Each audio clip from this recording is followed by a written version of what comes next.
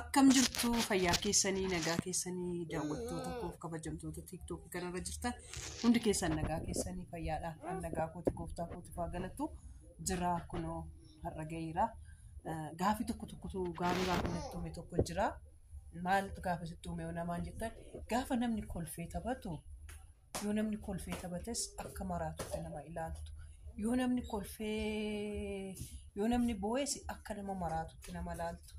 Kanaaf please yoo dandeessan jechoota namaan jettan ilaalladhaa filadhaa dhugaa dubbattan jechuudha.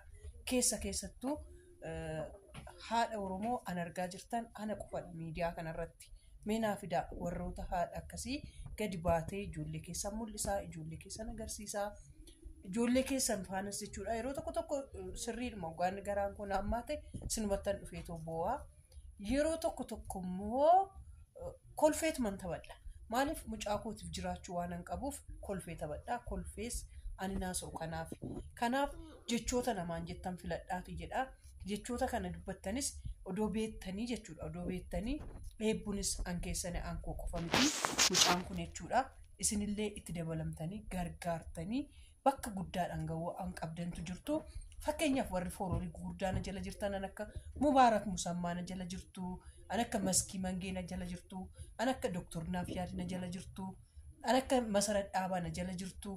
Hundi keessaniyyuu fooroorii gurguddaa warri qabdan an akka Aslii namoota fooloo gurguddaa hin qabne keessaa fooloo guddaa keessaa Masur Jamaal qofaadhaan naan deebifne raachuun na bira jira.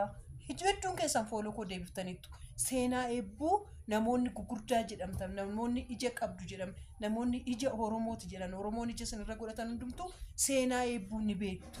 Hoggaanani boos laayikii naa gootanii na bira dabartu. Hoggaanani kolfus ilaaltanii jettanii na bira dabartu. Kanaaf jechuudha odoo beektanii sirriitti na jabeessitanii sirriitti haadha biraatiif illee fakkeenya ta'e jettanii too dubbachuu qabdu malee dubartiin kun gaafii maraatudha. Gaafin fayyaadha jettanii inaasoftanii turtan. Isuma dhugaa koonsiniin jedha jechuudha. Ani maraatuu miti maaliif hojjettanii mucaa ijoollee akkasii warri qaban yeroo tokko mana keessa oolla bar sa'aatii 24 istirasii nama qabaa. Waan meeqan namarra dhufaa. Isarra dabarree hoggaa boonyus hoggaa rakkannus hoggaa dhabannus isin qabna jennee isinitti baanee too boonya malee waan biraadhaaf miti. Filiis yoo dandeessan jechoota gadhee namatti hin darbatina yoo dandeessan nama gargaaraa yoo dadhabdan ush jedhaatii darbaa isiniin jenna. Horaa bulaa nagaatti.